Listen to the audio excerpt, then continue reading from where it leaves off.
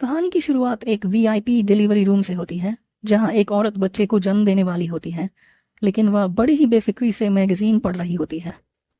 लेकिन धीरे धीरे उसका सब्र जवाब दे देता है और वह नर्सों पर चिल्लाने लगती है कि जल्दी से इस बच्चे को बाहर निकालो। मगर फिर भी उसकी नजरें अब भी मैगजीन पर टिकी हैं।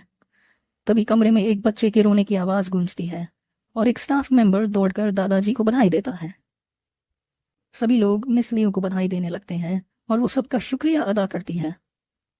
फिर वे एक नौकरानी से पूछते हैं कि शिकुइन कहाँ है, तो वह जवाब देती है कि युवा मालिक धरती पर किसी काम से गए हैं। यह सुनकर दादाजी को बहुत गुस्सा आता है और वे अपने बेटे को निकम्मा कहकर कोसते हैं। तभी अचानक डिलीवरी रूम से एक अजीब चीख सुनाई देती है, जिससे बाहर खड़े सभी लोग चौंक जाते हैं। परेशान होकर मिस ली उठकर पूछती हैं कि अंदर क्या हो रहा है। अंदर माँ एक चमकदार रोशनी को देखकर हैरान रह जाती है। जब दादाजी और उनके लोग कमरे में प्रवेश करते हैं तो वे वहीं के वहीं स्तब्ध खड़े रह जाते हैं। वो चमक रही थी, एक बच्चे से आ रही बिजली की पीली चमक। बच्चा उस बिजली से खेल रहा था और काफी मजे में लग रहा था। बच्चा खुद सोचता है कि किसी को अंदाजा भी नहीं होगा कि एक आम इंसान इस महान परिवार में पुनर्जन्म लेगा और साथ ही दिव्य शक्ति भी जाग जाएगी। जैसे ही बच्चा जन्म लेता है, एक सिस्टम स्क्रीन सामने आकर जानकारी देती है। Lightning type divine sense activate हो चुका है, समुद्र स्तर की शक्ति के साथ। यह सुनते ही दादाजी हक्के बक्के रह जाते हैं, क्योंकि उनके पोते ने जन्म लेते ही वो शक्ति प्राप्त कर ली, जिसे वो खुद जीवन भर नहीं पा सके। अपनी लाठी गिराते हुए वो जोर से चिल्लाते हैं, ये अवर्णनीय और जन्मजात दिव्य शक्ति है। ऐसा चमत्कार तो युगों में एक बार ही होता है। फिर वह पोते को गोद में उठाकर खुशी से झूम उठते हैं और ऐलान करते हैं कि लू कुलक्वैन ने आखिरकार एक युगों में एक बार पैदा होने वाला प्रतिभावान बच्चा पाया है। लेकिन वहीं दूसरी ओर वो बच्चा यानी हमारा नायक अंदर ही अंदर सोचता है, अब इस मौके को मैं पूरी तरह से इस्तेमाल करूंगा, इस पूरे कुल को अपने अधीन कर लूंगा और अपने उस घटिया बाप को फिर कभी पुनर्जन्म का मौका नहीं दूंगा। नौकरानियां आपस में बात करती हैं, देखो युवा स्वामी तो मुस्कुरा रहे हैं और रोए तक नहीं, ये तो किसी महान भागी का संकेत है। कुल के वरिष्ठ ये वादा करते हैं कि हम अपने पूरे कुल की ताकत इस बच्ची को पालने और उसे महान बनाने में लगा देंगे। लेकिन बच्चा यानी हमारा मुख्य पात्र सोचता है, पिछले 6 महीने जब से उस कमीने ने मुझे मारा था, ऐसा लग रहा है जैसे सब एक सपना था। लेकिन अब खेल शुरू होता है। पुनर्जन्म के 1 महीने बाद उसकी माँ को एक खास टॉनिक दिया जाता है, एक नौकरानी द्वारा। जैसे ही वो टॉनिक पीती है, उनके शरीर से एक तेज सुनहरी रोशनी फूट पड़ती है। उसी क्षण हमारे नायक को एक नई क्षमता प्राप्त होती है, एक्सेलरेटेड ग्रोथ यानी तेजी से विकसित होने की शक्ति। अब वो सिर्फ एक भ्रूण होते हुए भी डी लेवल तक पहुंच चुका था। वो सोचता है, ओ साधारण लोग पूरे जीवन खतरा उठाकर जहां पहुंचते हैं, मैं वहां जन्म से पहले ही पहुंच गया हूं। यही फर्क है कुलीनता और आम लोगों में। लेकिन उसे हैरानी होती है कि ये एक्सेलरेटेड ग्रोथ जैसी कोई के रिकॉर्ड्स में कहीं दर्ज नहीं है। आखिर ये शक्ति है क्या? 2 महीने बाद एक नया खतरा सामने आता है, माँ के असली भ्रूण से शक्ति का टकराव। एक एब्जॉर्प्शन क्राइसिस शुरू हो जाती है। लेकिन तभी उसे एक रिवॉर्ड मिलता है। अपने एक्सेलरेटेड ग्रोथ का उपयोग करके वो उस मूल भ्रूण को निगल लेता है और उसे पूरी तरह आत्मसात कर लेता है। अब उसे मिलती है उसकी इनेट लाइटनिंग टाइप डिवाइन सेंस, एक दुर्लभतम तत्वीय शक्ति जिसे पाना बेहद मुश्किल होता है। वो उत्साहित होकर सोचता है, अब जब ये शक्ति मेरे पास है तो मैं इस पूरे कुल के श्रेष्ठ संसाधनों को इस्तेमाल करूंगा और खुद को इस दुनिया का सबसे ताकतवर व्यक्ति बनाऊंगा। 3 महीने और बीत जाते हैं। अब उसकी lightning type divine sense intermediate stage पर पहुंच चुकी है, एक ऐसी उपलब्धि जिसे पाने में कई लोगों को सालों की साधना लगती है। एक कमरे का दृश्य, फर्श पर बिखरे पड़े हैं महिलाओं के हाई हील्स और अंडरवियर। बिस्तर पर 2 लोगों के पैर एक दूसरे में उलझे हुए हैं। माहौल बेहद अंतरंग है। कैमरा ऊपर जाता है, वो औरत कोई और नहीं, हमारे एमसी की माँ है और उसके साथ है एक सुनहरे बालों वाला युवक। तभी वो पुरुष पूछता है, तुम्हें डर नहीं लगता? और महिला मुस्कुराते हुए जवाब देती है, ये शादी तो बस एक राजनीतिक समझौता है, असली प्यार तो यहाँ है। पर उसका अजन्मा बेटा यानी हमारा मुख्य पात्र ये सब गर्भ में सुना महसूस कर रहा होता है। उसका मन जल रहा है। इस घटिया इंसान को क्या लगता है ये मेरा बाप है भी या नहीं? मगर माँ तो और की मांग कर रही है, मानो कुछ हुआ ही ना हो। एमसी गर्भ में सोचता है, इस सारी हलचल ने मेरी ऊर्जा अवशोषण को बिगाड़ दिया है। अब बस। गुस्से में आकर वह एक साथ अपनी भारी मात्रा में ऊर्जा छोड़ देता है। महिला अचानक चिल्ला उठती है, अरे ये अंदर से जल रहा है, ये क्या था? अब एमसी की शक्ति पहुंच जाती है डी लेवल की चरम सीमा, डी लेवल। उसे समझ में आ जाता है कि उसकी माँ का शरीर क्यों इतना अलग और प्रतिक्रियाशील है। तभी कमरे के एक कोने में दिखता है एक शांत और सुंदर चेहरा, जो गंभीरता से महिला प्लेट को देख रहा है। वो आदमी कहता है, ये नालायक बच्चा आखिर पैदा होगा। लेकिन तभी गर्भ के अंदर हमारा एमसी अपनी आंखें खोल देता है और जैसे ही उसकी नज़र अपने वास्तविक पिता पर पड़ती है, वो उसे घृणा से देखता है। उसकी आंखों में है सिर्फ नफरत। वो सोचता है, तू एक गंदा कीड़ा है। एक फ्लैशबैक शुरू होता है। हम देखते हैं कि अपने पिछले जीवन में युवक को भयानक राक्षसों के बारे में चेतावनी दी जा रही है। एक घायल साथी चिल्लाता है, भाई लू, जितनी जल्दी हो सके यहाँ से भाग जाओ। वो दोस्त बुरी तरह हार चुका है और मदद के लिए पुकारता है, लेकिन लू बस खड़ा होकर सब कुछ खामोशी से देखता रहता है। फिर अचानक एक भयानक राक्षस उसके साथी को पूरी तरह निगल जाता है और लू बस देखता है, असहाय। इसी बीच एक धोखेबाज अपने चेहरे पर क्रूर मुस्कान लिए आदेश देता है, इस राक्षस को और खिलाओ, हमें इसकी आत्मा से स्पिरिट कोर बनाना है। वो आदमी अपने शिकार को हारते हुए देखता है, तिरस्कार और मजाक भरी निगाहों से। इसी दौरान लू को अचानक एहसास होता है, एक विशाल कांटा उसकी तरफ तेजी से आ रहा है, उसे छेदने के लिए तैयार। वो पीछे मुड़कर देखता है और जो नज़ारा सामने आता है वो उसके होश उड़ा देता है। उसका ही पुराना साथी, जिसे वो भाई समझता था, अब उसे एक भारी शाखा से बेध देता है। वो शाखा सीने के पार निकल जाती है और लू को हवा में उठा देती है, बिना किसी दया के। लू नीचे देखता है अपने सीने में लगे गहरे घाव को, आंखों में हैरानी और दिल में टूटी हुई उम्मीद। ये विश्वासघात था। वो घटिया इंसान जोर जोर से पागलों की तरह हंसने लगता है अपने दुश्मन की बेबस हालत को देखकर।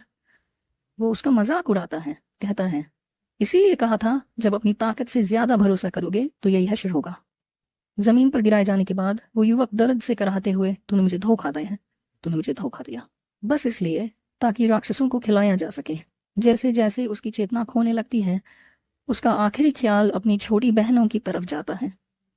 उसे याद आता है जब उसने उनमें से एक को अलविदा कहा था और वादा किया था, मैं जल्दी घर लौटूंगा।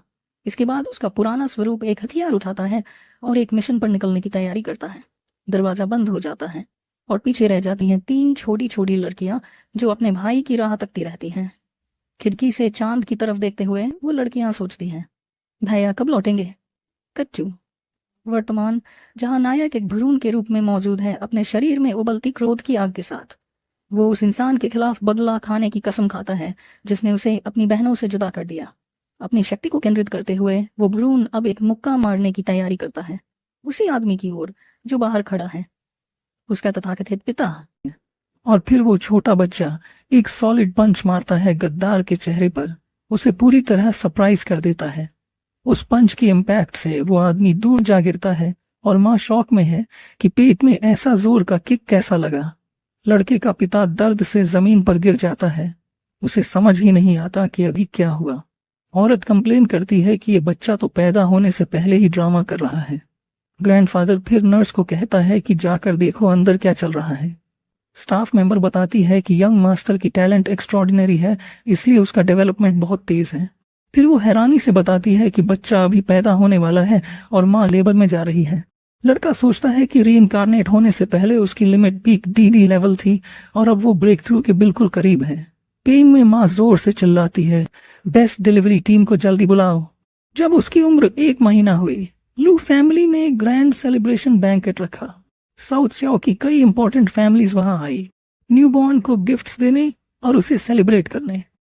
पार्टी के दौरान दादाजी एक वायलिन परफॉर्मेंस देख रहे थे। उनके साइड में एक मेड थी।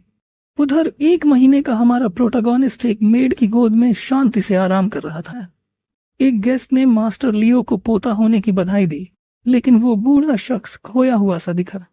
फिर एक गेस्ट ने उस बच्चे के पिता को बधाई दी, लेकिन बच्चा उस आदमी को घूरता रहा जिसने पिछली जिंदगी में उसे गिराया था। उसे देखकर बच्चे को गुस्सा आ गया, वही दुश्मन जिसने उसे उसकी बहनों से अलग किया था। तभी वो बदला लेने की कसम खा लेता है। अपनी यादों में उसे याद आता है कि उसकी छोटी बहनें एक जायंट बर्थडे केक को लेकर कितनी एक्साइटेड थी। अपनी पिछली जिंदगी में वो फोन पर ब्रदर चैन से बात कर रहा था, जो मिशन पर देर होने की शिकायत कर रहा था। वो माफी मांगता है और वो धोखेबाज सोचता है कि उसने उसे सिर्फ इसलिए हायर किया क्योंकि उसे पैसे की जरूरत थी। वो आदमी उसे दिमाग इस्तेमाल करने की सलाह देता है और वो लड़का उसे इस जॉब का शुक्रिया कहता है। उसकी बहनें बेसब्री से उस टेबल पर रखे छोटे से केक का इंतजार कर रही थी। बड़ा भाई उनमें से एक को गुड बाय बोलता है, कहता है कि उसके पास एक जॉब है लेकिन वो जल्दी वापस आएगा। फिर वो बैग में रखे अपने हथियार को निकालता है और घर से निकलने की तैयारी करता है। जैसे ही दरवाजा बंद होता है, तीनों छोटी बहनें अकेली रह जाती हैं, भाई का इंतजार करती हुई। खिड़की से चांद को देखती है, ये सोचते हुए कि उनका प्यारा भाई कब वापस आएगा। दूसरी तरफ एक आदमी एक डार्क फॉरेस्ट में बने ग्लोइंग पोर्टल की ओर जाता है। वही आदमी जो पार्टी में यंग मास्टर जी को बधाई दे रहा था, सिगरेट पीते हुए दिखता है। यंग मास्टर जी इस डेंजरस ऑपरेशन का लीडर है। अपने लोगों के साथ वो मिशन की प्रोग्रेस पूछता है। वो आदमी बताता है कि वो लोग अंदर काफी देर से हैं और अब तक तो बीस्ट्स को खाना भी मिल चुका होगा। यंग मास्टर जी ओल्ड चेन की तारीफ करता है और कहता है कि वो हमेशा एफिशिएंट रहा है। फिर वो अपनी फीमेल कंपेनियन की तरफ देखकर कहता है कि वो यहाँ सिर्फ उसी के लिए आया है, लेकिन वो औरत उसे नीचा समझते हुए कहती है कि वो जी फैमिली का एक और घटिया आदमी है जो ऊपर चढ़ना चाहता है। वो ग्रुप पोर्टल की ओर बढ़ता है, उस वीरान जगह को छोड़कर जाने के लिए। उसी समय हमारे हीरो के एक साथी उसे एक पावरफुल बीस्ट के बारे में वार्न करता है। यंग मास्टर जी को हैरानी होती है कि अभी तक कोई जिंदा है, क्योंकि उसे मेडिसिन के लिए और फूड चाहिए। ओल्ड चेन को समझ नहीं आता कि ऐसा कैसे हो सकता है, क्योंकि वो सारे तो डी लेवल सोल्जर थे। तभी अचानक एक बहुत जोर की आवाज आती है और सब उस दिशा में देखने लगते हैं। उन्हें दिखता है कि एक बीस्ट के पैर पर फ्रेश जख्म है। वो मॉन्स्टर अकेले खड़े हमारे हीरो को घूरता है। भले ही वो थका हुआ और जख्मी है, लेकिन वो यंग मैन फाइनल बैटल के लिए तैयार खड़ा होता है। तभी ग्रुप का एक मेंबर धीरे धीरे पास आता है। यंग मास्टर जी पूछता है कि ये कौन है जिसने उसकी बीस्ट को चोट पहुंचाई। जैसे ही वो सर्वाइवर को देखता है, वो चौंक जाता है और उसे येन बुलाता है। यंग मैन ब्रदर चेन को आवाज लगाता है। ये समझ नहीं पाता कि क्या हो रहा है। या चेन का दोस्त पूछता है कि क्या उसने रीइंफोर्समेंट्स बुलाए थे और दुश्मन भागने लगते हैं। प्रेजेंट में बच्चा उसी समय बदला लेने की कसम खा लेता है। वो हाथ फैलाता है और बच्चे जैसी आवाजें निकालता है उस धोखेबाज के सामने, जो उसे ध्यान से देखता है। वो आदमी कंफ्यूज है और समझने की कोशिश करता है कि बच्चा उससे क्या चाहता है। बच्चे का पिता कहता है कि उसका बेटा उसे गोद में लेना चाहता है और ये उसके लिए बहुत बड़ा सम्मान है। जैसे ही वो बच्चा उठाता है, वो पीली एनर्जी छोड़ता है और अपनी लाइटनिंग टाइप पावर से दुश्मन को झटका देता है। वो आदमी दर्द से चिल्ला उठता है, पूरा शरीर झटके से कांपने लगता है। झटके से उसका हाथ खुल जाता है और बच्चा जमीन पर गिर जाता है। पार्टी में मौजूद महिलाएं चौंक जाती हैं और म्यूजिशियंस भी रुक जाते हैं। दादाजी गुस्से में सब कुछ देखते हैं। बच्चे के माता पिता हैरान रह जाते हैं। बच्चा जोर से रोता है ताकि सबको बेवकूफ बना सके। धोखेबाज डर से पसीना पसीना हो जाता है। गुस्से में दादाजी चिल्लाते हैं कि किसी ने लू फैमिली के खजाने को गिराने की हिम्मत कैसे की। वो आदमी नीचे गिर जाता है, कहता है कि उसने नहीं किया, बच्चा खुद गिरा। लेकिन पिता उस पर भरोसा नहीं करता और उसे जोर से लात मारता है। वो आदमी जमीन पर जा गिरता है, फिर गिड़गिड़ाता है कि उसने कुछ नहीं किया और अपने खजाने ऑफर करता है ताकि बच्चा ठीक हो जाए। पिता मजे से मुस्कुराता है और फिर कहता है उसे बाहर घसीट के ले जाओ और पिटाई करो। मेड बच्चे को उठाती है और वो शातिर स्माइल करता है। दुश्मन चौंकता है, समझ नहीं आता कि क्या हुआ। बच्चा और जोर से रोता है ताकि ड्रामा परफेक्ट लगे। दादाजी मेड से कहते हैं कि बच्चे को अंदर ले जाओ और देखो कि वो ठीक है या नहीं। फिर वो अपने बेटे को डांटते हैं कि इतनी बड़ी फैमिली में ऐसे बेकार आदमी की कोई जरूरत नहीं। पिता गुस्से में गिलास तोड़ देता है। फिर वो धोखेबाज को एक और किक मारता है और कहता है उसे कुत्तों को खिला दो। गार्ड्स उसे घसीट कर ले जाते हैं। फिर डॉक्टर आता है और बच्चे को चेक करता है। उसका शरीर बहुत पावरफुल है और वो एकदम ठीक है। दादाजी खुश होते हैं कि उनका पोता बिल्कुल हेल्दी है, लेकिन बच्चे के लिए सबसे जरूरी है अपनी तीनों बहनों को ढूंढना जो वो पिछली जिंदगी में छोड़ आया था। वो जल्दी बड़ा होना चाहता है ताकि वो उस औरत की एसेंस ले सके। बच्चा दूध के लिए रोता है और दादाजी बहू को बुलाते हैं उसे फिर से दूध पिलाने के लिए। माँ थकी हुई होती है, कहती है उसने अभी अभी दूध पिलाया है। फैमिली हेड कहता है कि बेटे और फैमिली के फ्यूचर के लिए उसे मेहनत करनी ही होगी। वो मजबूरी में फिर से दूध पिलाती है। बच्चा फिर से रोता है और पीने लगता है। माँ कहती है कि ये बच्चा पिछले जन्म का बदला ले रहा है शायद। 3 महीने बाद बच्चा रेंगने लगता है और उसका पावर सी लेवल तक पहुंच गया होता है। पिछली जिंदगी में उसे डी से सी लेवल तक जाने में 1 साल लगा था। लेकिन अब उसने सिर्फ दूध पीकर 3 महीने में ये कर दिखाया। एक फैमिली डिनर के दौरान बच्चा मेन टेबल की तरफ रेंगने लगता है। दादाजी गुस्सा होते हैं कि कोई उसे देख क्यों नहीं रहा। मेड माफी मांगती है, कहती है कि बच्चा बहुत तेज रेंगता है। पिता मजाक करता है कि उसे फिर दूध चाहिए शायद। माँ थकी हुई सी बोलती है कि 3 महीने से उसकी छाती पर बैठा है। लेकिन बच्चा सोचता है, टाइम वेस्ट नहीं कर सकता, मुझे और स्ट्रांग बनना है। तभी बच्चा पहली बार खुद से खड़ा हो जाता है। सब शॉक्ड रह जाते हैं। फिर वो माँ की तरफ चलता है और कूद के उसके ऊपर चढ़ जाता है। माँ चिल्लाती है कि मुझे शांति से खाना तो खाने दो। सब हैरान होते हैं और बटलर कहता है कि ये बच्चा स्पेशल बॉडी के साथ पैदा हुआ है। फिर फैमिली रूल्स के मुताबिक उसके लिए एक पर्सनल सर्वेंट चुनने की बात होती है। उसे माँ की गोद में उठाकर एक एरिना में ले जाया जाता है। वहाँ 2 लड़कियां होती हैं, एक वाइट हेयर वाली डिफेंसिव पोज में और दूसरी ब्लॉन्ड लड़की उस पर अटैक करने के लिए दौड़ती है। बच्चा चौंक जाता है, ये यहाँ क्या कर रही है। वो अपनी पावर से बिजली छोड़ता है और वो ब्लॉन्ड लड़की दूर गिर जाती है। लड़की बिना कुछ सोचे रोटी उठाती है और भूख से पागलों की तरह सेल के बीचों बीच खाने लगती है। माँ के बाल खड़े हो जाते हैं। प्रोटैगनिस्ट घबरा जाता है। उसे डर लगता है कि कहीं किसी को शक ना हो गया हो। दादाजी हंसते हैं और कहते हैं कि उनका पोता अपने बाप से भी ज्यादा जोशीला है। लड़का सोचता है कि बच्चा होना भी एक फायदेमंद चीज है, क्योंकि बड़े लोग हमेशा उसके लिए कोई ना कोई बहाना बना ही देते हैं। फिर बुजुर्ग फैसला करते हैं कि वो छोटी लड़की अब नौकरानी बनेगी और उसे नहलाकर तहजीब सिखाई जाएगी। लड़की अब भी बहुत जोरों से खा रही है। उसे आसपास कुछ भी फर्क नहीं पड़ रहा। पालने में पड़ा बच्चा बहुत खुश है और मुस्कुराते हुए अपनी नई नौकरानी को बुलाता है। वहीं बटलर समझाता है कि वो एक डेथ सर्वेंट है और अब उसे यंग मास्टर की रक्षा करनी होगी। सफेद बालों वाली लड़की बस सिर हिला देती है, जैसे अपनी नई किस्मत को स्वीकार कर रही हो। वो ये भी बताता है कि अब उसे मास्टर के साथ रहकर मार्शल आर्ट्स की ट्रेनिंग लेनी होगी जब मास्टर सो रहे होंगे। इसके बाद वो छोटी नौकरानी बच्चे के कमरे में जाती है अपनी नई नौकरी शुरू करने के लिए। जैसे ही वो पहुंचती है, बच्चा उसे देखकर बहुत खुश होकर खुद की ओर इशारा करता है, लेकिन लड़की एक चाकू निकाल लेती है और उसका चेहरा नफरत और बदले से भर जाता है। बच्चा घबरा जाता है और कुछ बोलने की कोशिश करता है, लेकिन वो बोल नहीं सकता क्योंकि उसकी आवाज की नसें अभी नहीं बनी हैं। लड़की कहती है कि वो अभी और इसी वक्त अपने बड़े भाई की मौत का बदला लेने आई है। वो हथियार उठाती है और पालने में पड़े नन्हे बच्चे पर हमला करने के लिए बढ़ती है। चाकू लिए लड़की बहुत तेजी से वार करती है, लेकिन बच्चा अद्भुत फुर्ती से वार को चकमा देकर पालने से कूद जाता है। वो जमीन पर लैंड करता है और उसके पीछे उसकी एनर्जी की परछाई रह जाती है, जिसे देखकर लड़की चौंक जाती है। फिर बच्चा अचानक उसके पास आकर खड़ा हो जाता है, जिससे लड़की पूरी तरह से हैरान रह जाती है। अचानक लड़की के शरीर से हरी रोशनी निकलने लगती है। वो लड़ने की तैयारी में आ जाती है। प्रोटैगनिस्ट हैरान होता है जब उसे पता चलता है कि लड़की के पास विंग टाइप डिवाइन सेंस है।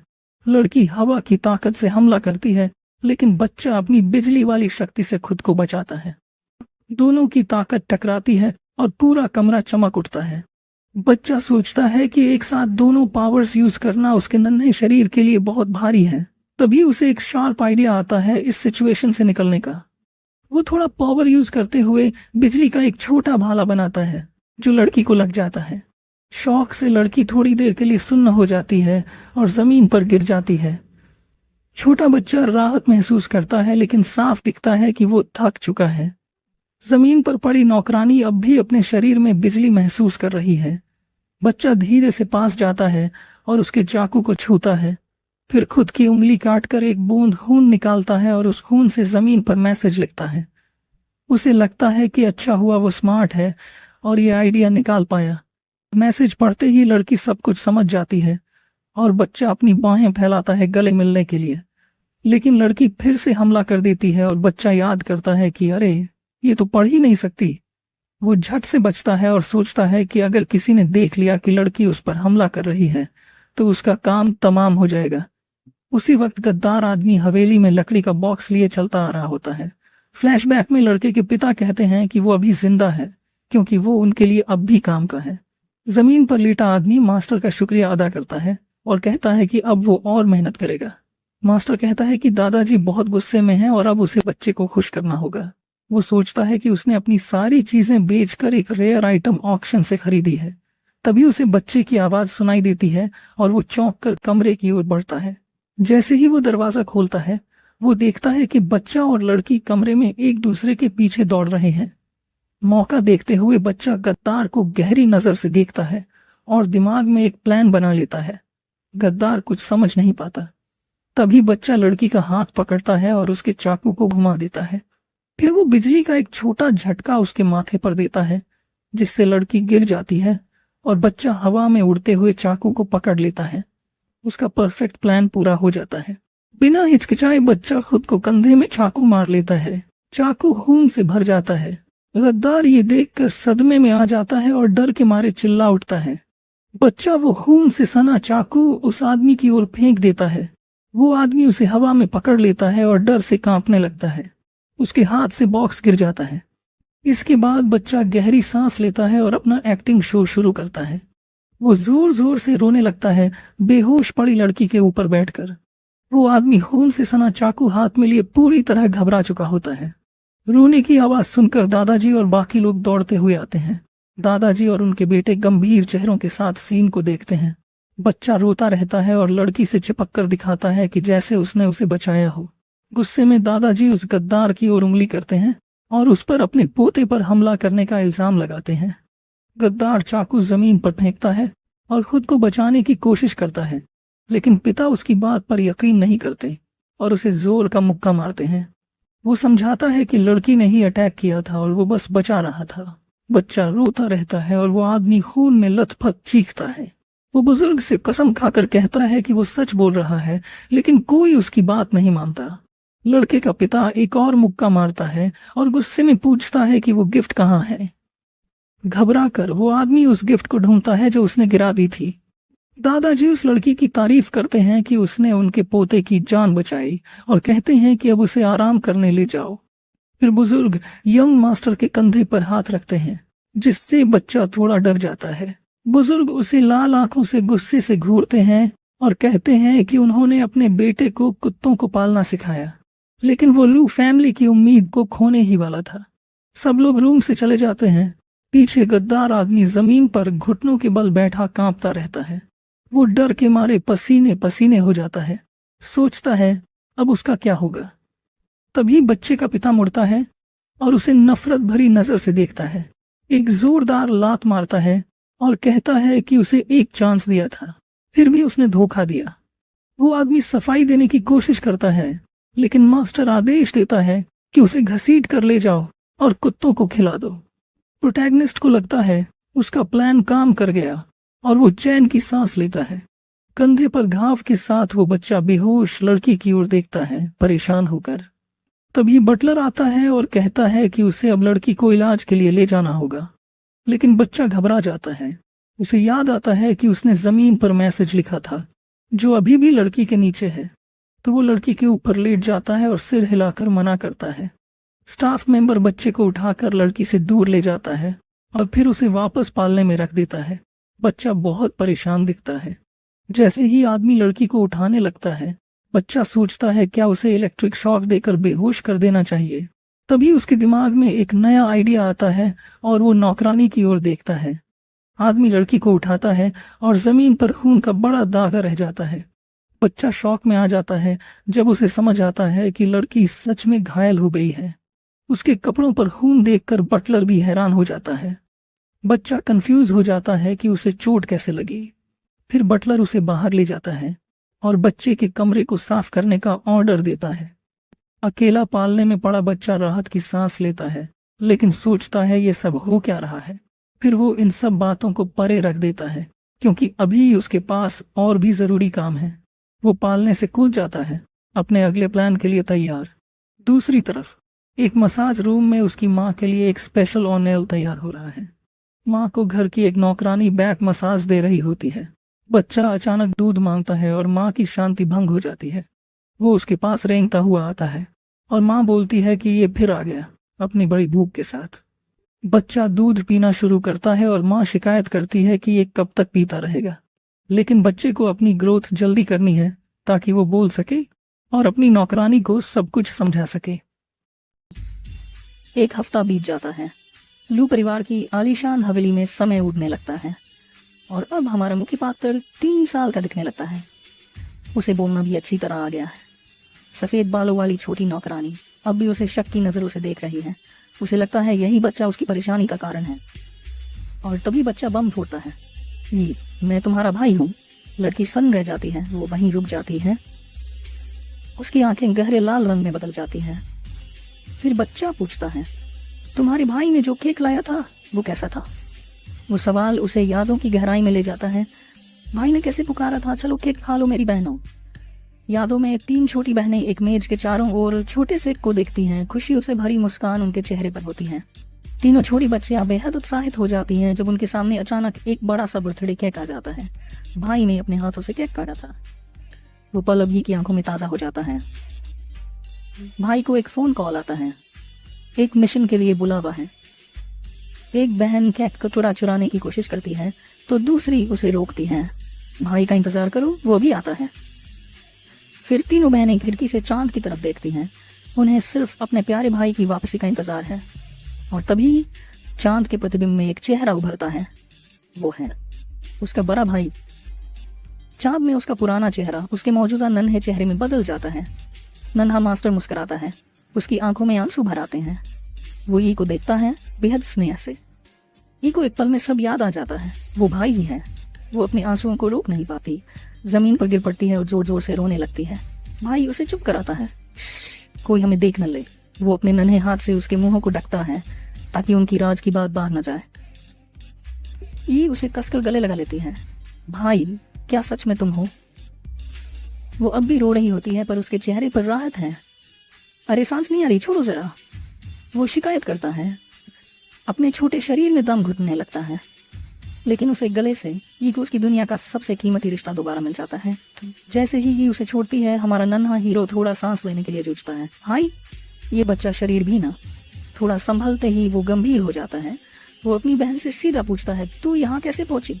और हमारी दूसरी बहनें कहाँ हैं? ये के आंसू अब भी बह रहे हैं और सवालों की बौछार से वो खुद भी उलझ जाती है। भाई, थोड़ा धीरे पूछो ना। फिर दोनों शांत होकर बैठते हैं और ई सच्चाई बताने लगती है।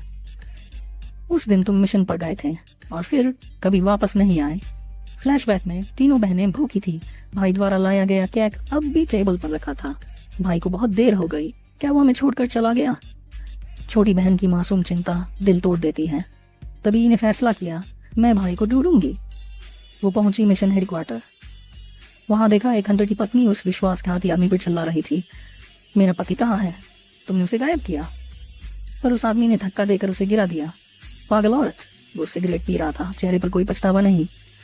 तभी दूसरा हंटर आकर चिल्लाया, तू मास्टर लू और बाकी लोगों के साथ पोर्टल में गया था। ये के मन में एक झटका लगा। ये आदमी ही है हमारे भाई के गायब होने की वजह। गुस्से से भरकर वो आदमी अपनी आंख की शक्ति निकालता है। वो अब अपने आरोप लगाने वाले को जलाने को तैयार है। सामने खड़ा आदमी अभी भी डर से जमे हुए खड़ा है जब अचानक एक जलती हुई आग की गेंद सीधे उसकी ओर उड़ती है। बूम! वो सीधा फायरबॉल की चपेट में आ जाता है और पल भर में उसकी पूरी देह आग की लपटों में घिर जाती है। वो जमीन पर गिरता है, पूरी तरह हार चुका। बाकी सब बस चुपचाप खड़े देखते रहते हैं। कोई कुछ नहीं करता। आग छोड़ने वाला आदमी फिर कहता है, जो लोग यंग मास्टर के बारे में बकवास फैलाते हैं उनका यही अंजाम होता है। मिशन हाई रिस्क था और दगाबाज को जो मिला सही मिला। हमारा नन्हा हीरो अचानक पूछ बैठता है, बाकी बहनों का क्या हुआ?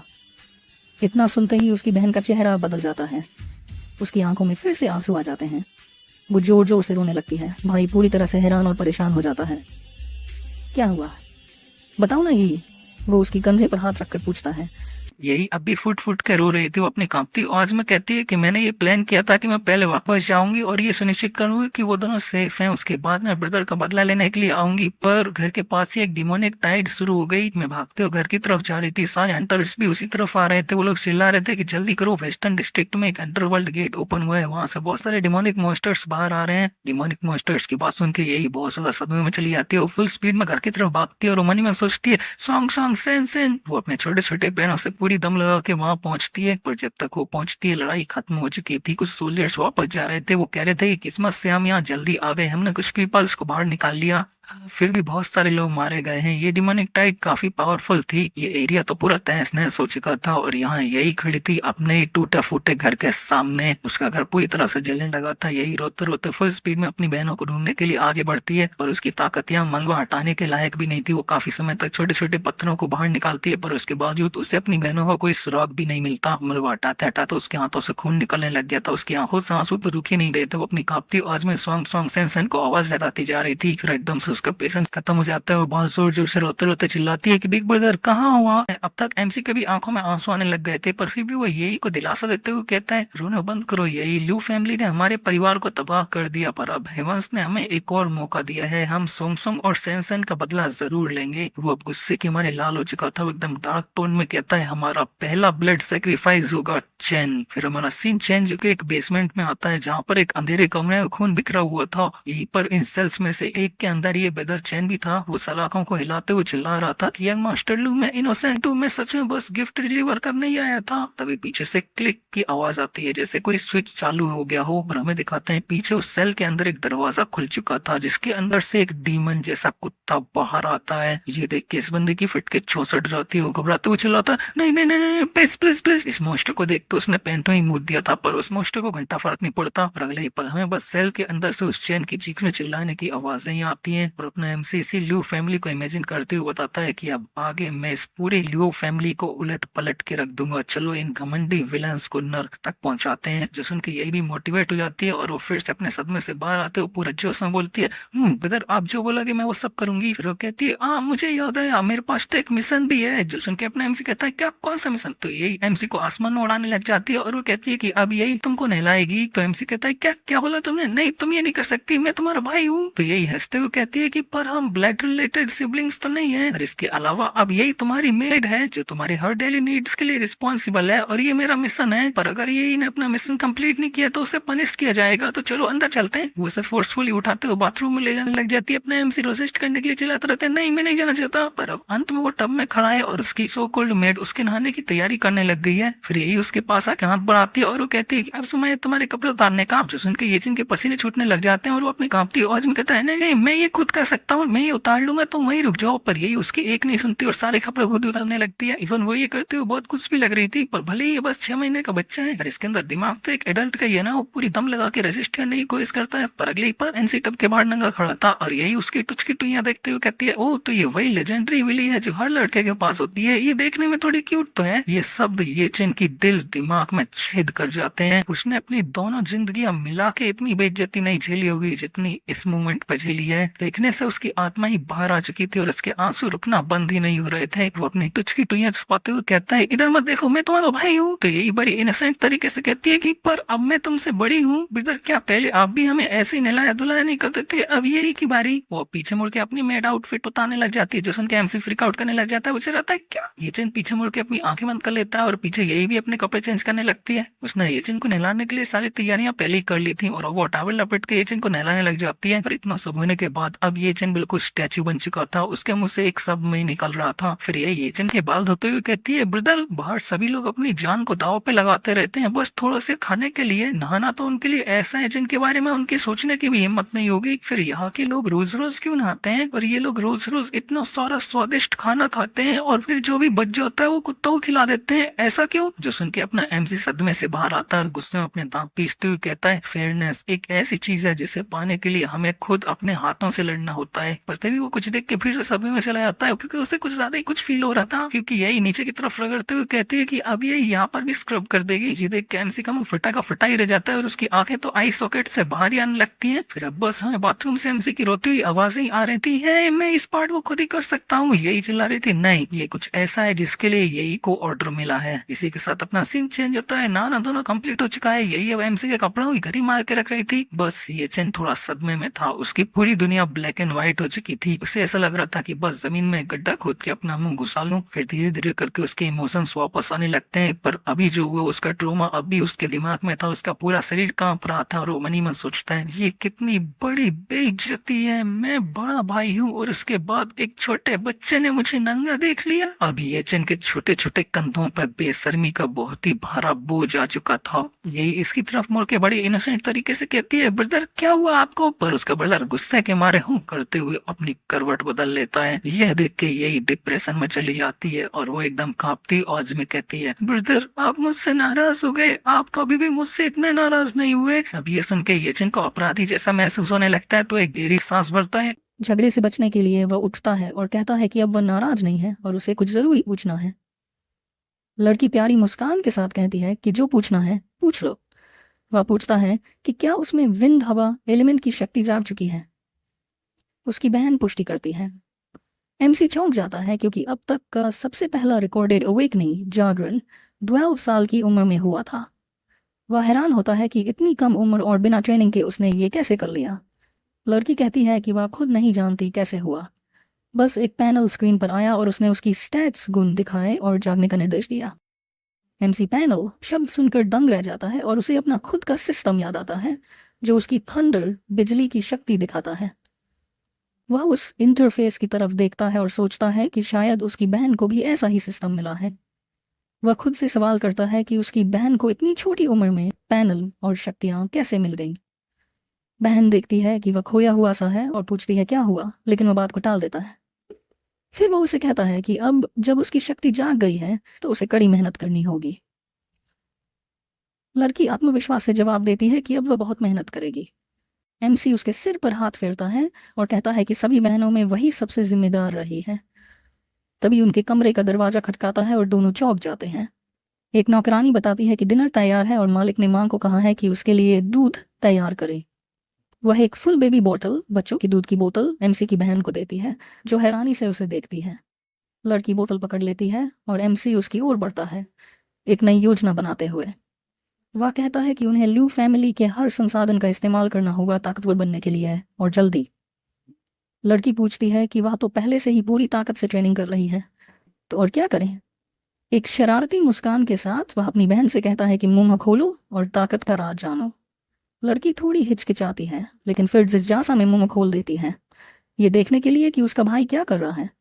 तभी वह बोतल उसके मुंह में डाल देता है और कहता है कि पी लो और देखो क्या होता है। वह आदेश मानते हुए दूध पीना शुरू करती है और हमारा एमसी उसे ध्यान से देखता है। अचानक एक बैंगनी आभा उसके चारों ओर घूमने लगती है और वह इस एहसास से चौंक जाती है। वह हैरानी से पूछती है कि उसके शरीर में इतनी ताकत इतनी आसानी से कैसे आ रही है। एमसी समझाता है कि उनकी मां की शारीरिक बनावट क्रिस्टल को एक तरह की शुद्ध ऊर्जा में बदल देती है। वह कहता है कि यह ऐसा पदार्थ है जिसे मिशन पर भी एलीट स्क्वाड्स को हासिल करना मुश्किल होता है, लेकिन उनकी मां इस ऊर्जा को लगातार पैदा कर सकती हैं। वह शक्ति का एक अंतहीन स्रोत है। उसकी बहन हैना रह जाती है और कहती है कि यह सब तो अकादमी में कभी नहीं सिखाया गया। एमसी को शक होता है कि इस परिवार कुछ बड़े रहस्य छुपा रहे हैं और आम लोगों को अपने झगड़े लड़ने के लिए मुहरा बना रहे हैं। फिर वह गंभीर नजरों से कहता है कि अब उन्हें इन छिपे हुए रहस्यों को पूरी तरह उजागर करना होगा। बहन फिर उसे बोतल देती है और कहती है कि वो भी थोड़ा पिए ताकत बढ़ाने के लिए, लेकिन वह मना कर देता है और कहता है कि पहले तुम पूरा पी लो और अपनी ताकत की सीमा तक पहुंचो। फिर वह उठकर वहां से चला जाता है। उसकी नजरें अगले लक्ष्य पर टिकी होती हैं। वह जोर से कहता है कि अब वह 2 और खाएगा, जब तक उसकी बहन बोतल से दूध पीती रहती है।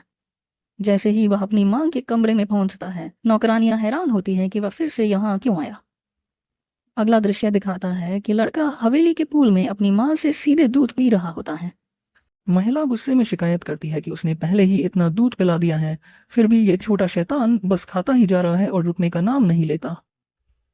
तभी एक नौकरानी जल्दी से बाकी नौकरानियों को आदेश देती है कि मैडम के लिए और औषधीय भोजन तैयार करो। हमारा एमसी मन ही मन सोचता है कि अब बदले की शुरुआत हो गई है।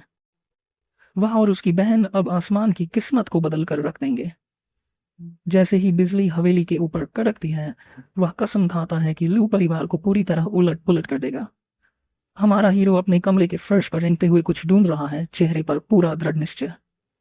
तभी फ्लैशबैक में हम गद्दार को देखते हैं जो घबरा कर चिल्ला रहा है कि तोहफा तो मेरे हाथ में ही था, और पागलों की तरह उसे ढूंढ रहा है। फिर एमसी फर्नीचर के नीचे झांकता है और वह छोटा सा डिब्बा देख लेता है जो गद्दार गिरा गया था। संतोष की मुस्कान के साथ वह डिब्बा उठा लेता है, सोचते हुए कि यह परिवार के लिए बेहद कीमती होगा। वह डिब्बा खोलता है और तेज नीली रोशनी उसके छोटे चेहरे पर पड़ती है। अंदर एक बड़ा नीला क्रिस्टल है, जिसे देखकर वह सोचता है, क्या यह मैजिक बीस्ट क्रिस्टल है? तभी सिस्टम पैनल पॉपअप होता है और बताता है कि ये एक rare thunder element skill crystal है। हमारा एमसी हैरान है क्योंकि उसने कभी नहीं सुना था कि स्किल्स को कल्टिवेट करने के बजाय सीधे अब्जॉर्ब भी किया जा सकता है। सिस्टम समझाता है कि वर्ल्ड बीस्ट को हराने के बाद ऐसे रेयर आइटम मिलने का चांस होता है। एमसी दंग रह जाता है लेकिन शक करते हुए पूछता है, तुम्हें मेरे विचार कैसे पता? तभी उसे झटका लगता है। चेहरे पर घबराहट साफ दिखती है। आवाज कहती है कि वह उसकी चेतना में मौजूद है। एमसी हंसकर कहता है कि उसे ऐसे नॉवल ट्रोप्स के बारे में सब पता है। उसे याद आता है कि पिछली जिंदगी में वह एक स्टूडेंट था जो गेम्स और वेब नॉवेल्स में डूबा रहता था, जहां एमसी सिस्टम पाकर दुश्मनों से बदला लेते हैं। गुस्से में वह सिस्टम को बेकार कहता है, लेकिन आवाज जवाब देती है कि उसके बिना तो वह रीइंकारनेट भी नहीं होता। एमसी रुककर सोचता है और मान लेता है कि यह सही कह रहा है। हाथ बांधकर वह पूछता है कि इसका उसकी बहन के सिस्टम से क्या संबंध है। आवाज मना कर देती है और कहती है कि जल्दी ताकतवर बनो। एमसी मान जाता है और ध्यान केंद्रित करता है। वह हर मौका भुनाना चाहता है। वह फर्श पर बैठ जाता है और पूरे फोकस के साथ क्रिस्टल की ऊर्जा अब्सॉर्ब करना शुरू करता है। तुरंत ही दिव्य शक्ति उसके छोटे से शरीर में बहने लगती है। कुछ देर बाद वह अपना हाथ बढ़ाकर अपनी नई स्किल लाइटनिंग स्पीयर को सफलतापूर्वक समन कर लेता है। वह हैरान है क्योंकि हर स्किल सीखने में 3 साल लगने चाहिए थे। स्पीयर में संकेंद्रित ताकत को महसूस करते हुए वह सोचता है कि इसकी असली शक्ति कितनी होगी। बिना देर किए वह इसे पूरी ताकत से फेंक देता है। एमसीडी उसकी बिजली जैसी शक्तिशाली वार हवा को चीरते हुए आगे बढ़ रही है। धमाके की आवाज सुनकर दादाजी तुरंत बटलर के साथ दौड़ते हुए आते हैं, ये देखने की आखिर हुआ क्या। लेकिन जो नज़ारा उन्हें दिखता है वह चौंकाने वाला है। लड़के के पिताजी स्पॉन्ज बॉब अंडरवियर में खड़े हैं और एमसी की माँ से शोर के बारे में शिकायत कर रहे हैं। ये देखकर दादाजी और एमसी की छोटी बहन दोनों दंग रह जाते हैं। एमसी अपने नए स्किल से हवेली की दीवार में बने विशाल छेद को देखता है। गुस्से में दादाजी पूछते हैं कि ये किसने किया, तो बटलर बताता है कि उसने कमरे से बिजली गिरने जैसी आवाज सुनी थी। लेकिन जैसे ही दादाजी अपने पोते को देखते हैं उनका गुस्सा खुशी में बदल जाता है। वह उसे उठाकर उसकी नई दिव्य स्किल पर जश्न मनाते हैं और उसकी माँ की तारीफ करते हैं कि उन्होंने परिवार के लिए इतने काबिल बच्चे को जन्म दिया। लेकिन लड़के के पिताजी को यह सब पसंद नहीं आता और वह फिर से शोर की शिकायत करते हैं। इस पर दादाजी उन्हें डांटते हैं और कहते हैं कि उन्हें अपने बेटे की असाधारण प्रतिभा पर गर्व होना चाहिए। फिर दादाजी ऐलान करते हैं कि वह अपने पोते को परिवार के वार्षिक हंटिंग फेस्टिवल में ले जाएंगे। इसके बाद परिवार के मुखिया बटलर से पूछते हैं कि क्या कार्यक्रम की सारी तैयारियां हो चुकी हैं। वह हंसते हुए कहते हैं कि उनकी आने वाली पीढ़ी को बचपन से ही अपनी असली कीमत जाननी चाहिए। एमसी अपनी माँ की गोद में और चिढ़ा हुआ महसूस कर रहा है क्योंकि उसे बिल्कुल पता नहीं है कि ये सब क्या प्लान कर रहे हैं। धीरे धीरे सभी लोग एक लंबे गलियारे से गुजरते हुए हंटिंग फेस्टिवल के स्थान की ओर बढ़ते हैं। वहां पहुंचकर दादाजी अपनी ऊर्जा से एक विशाल गोल दरवाजा खोलते हैं। दरवाजा खुलते ही सभी के सामने चमकती हुई बैंगनी ऊर्जा का एक विशाल भंवर प्रकट होता है। डायमेंशनल पोर्टल के सामने खड़े होकर परिवार के मुखिया सबको अंदर ले जाने की तैयारी करते हैं। एमसी देखकर हैरान रहता है कि लू परिवार अपने पर डायमेंशनल पोर्टल खोल सकता है। गुस्से में सोचता है कि ताकतवर लोग कितने रहस्य छुपा कर रखते हैं, जबकि कमजोर लोग बस जीने के लिए जूझते रहते हैं। सभी लोग पोर्टल से गुजरते हैं और दूसरी तरफ एक घने और शांत जंगल में पहुंच जाते हैं। दादाजी उसकी तारीफ कर रहे होते हैं, लेकिन एमसी की माँ शिकायत करती है कि वह दिन भर बस खाता ही रहता है। अचानक एमसी के पिताजी आसमान की ओर इशारा करते हुए चेतावनी देते हैं कि कुछ उनकी ओर आ रहा है। सभी ऊपर देखते हैं जहां धुएं की एक लकीर तेजी से पास आती जा रही है। वह रहस्यमयी चीज पैरों के बीच अविश्वसनीय गति से गुजरती है और जल्द ही एक विशाल बहुसिर वाला अजगर प्रकट होता है जो शिकारी दल पर बेरहमी से हमला कर देता है। एक शिकारी उस पर वार करता है लेकिन उसका हथियार टूट जाता है, जबकि दूसरा शिकारी फोर्स फील्ड से अपनी रक्षा करता है। जब एमसी एक सी रैंक पाइथन और एक बी रैंक पाइथन किंग को सी रैंक पोर्टल में देखता है तो वह और उसकी बहन दोनों हैरान रह जाते हैं। लड़की तो वहां मौजूद एक शिकारी को पहचान भी लेती है। तभी अजगरों में से एक मादा शिकारी पर झपटता है। लेकिन सभी के लिए हैरानी की बात यह होती है कि लाल बालों वाली वह लड़की अपने नंगे हाथों से अजगर का मुंह खुला रोक लेती है। वह पूरी ताकत से कोशिश कर रही है कि दानव जैसे अजगर के तेज दांत उसे ना काट पाएं। फिर भी उस दैत्य की ताकत इतनी ज्यादा होती है कि वह उसे एक ही वार में दूर फेंक देता है।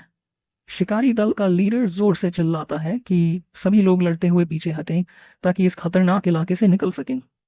टीम का कप्तान अपनी ढाल से राक्षस को रोकने की कोशिश करता है, लेकिन तभी एक और शिकारी पीछे से उस पर हमला करने आता है।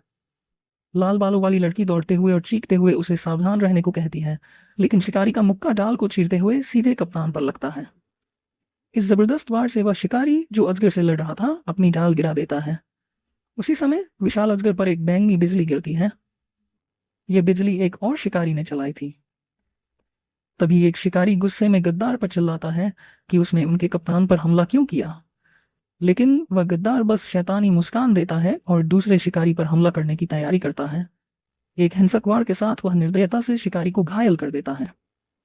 एक और शिकारी हैरान रह जाता है क्योंकि वह हमलावर को पहचान लेता है। यह आदमी कुयोंग है, जो पहले अपराधी घोषित किया गया था। कुयोंग शिकारी की बेबसी पर पागलों की तरह हंसने लगता है। फिर वह एक जोरदार लात मारता है जिससे शिकारी हवा में उड़ जाता है और सीधे उस विशाल अजगर के मुंह में गिरता है जो पहले से ही उसका इंतजार कर रहा था। हमारा छोटा एमसी ये सब गंभीर चेहरे के साथ देखता है। उसे अपनी पिछली जिंदगी याद आती है जब कुईशान ने उसके एक दोस्त को मौत की ओर धकेल दिया था। खून की छींटें उस भयावह दृश्य का प्रतीक बनकर सामने आती हैं। इसके बाद वह देखता है कि उसके दोस्त एक एक करके खत्म होते जाते हैं। वह राक्षस जिसे वे अपने ही साथियों को खिलाकर बड़ा कर रहे थे आखिरकार सामने आता है, डरावना और भयानक। क्रूर मुस्कान के साथ एमसी के पिता आदेश देते हैं कि उस जीव को खिलाकर खजाना बनाया जाए। फिर वह कुयोंग को कहते हैं कि बिना झिझक उसके पिछले जन्म के स्वरूप पर हमला करें। गुर्गा पूरी ताकत से उसकी ओर झपटता है, हमला करने को तैयार, लेकिन वह युवक अपनी शक्ति सक्रिय कर लेता है और भिड़ंत के लिए तैयार हो जाता है। दोनों की मुट्ठियां टकराती हैं और जबरदस्त ऊर्जा का विस्फोट होता है। एमसी बताता है कि कुयोंग एक ऐसे दानव की तरह है जिसे लोगों को कुचलना पसंद है। ये भी पता चलता है कि उसे लियू परिवार ने संरक्षण दिया था और अब वह उनके गुर्गों में से एक है। वापस वर्तमान में उसकी बहन चिंता में पूछती है कि वह लाल बालों वाली लड़की को कैसे बचा पाएंगे, लेकिन एमसी की आंखों में एक चमक आ जाती है जैसे उसे कोई योजना सूझ गई हो। अगर आपको ये वीडियो पसंद आया हो तो एक लाइक ज़रूर ठोक देना। आपका एक लाइक हमें और भी बेहतर कंटेंट लाने की ताकत देता है। नीचे कमेंट करके बताओ कि अगला एपिसोड किस मनवा पर चाहिए, और वीडियो को अपने दोस्तों के साथ शेयर करना मत भूलना जिन्हें ऐसी दमदार कहानियाँ पसंद हैं। और हाँ, अगर आप पहली बार चैनल पर आए हैं तो सब्सक्राइब करके उस बेल आइकन को ज़रूर दबा देना, क्योंकि ऐसे ही फायर एपिसोड्स आते रहेंगे।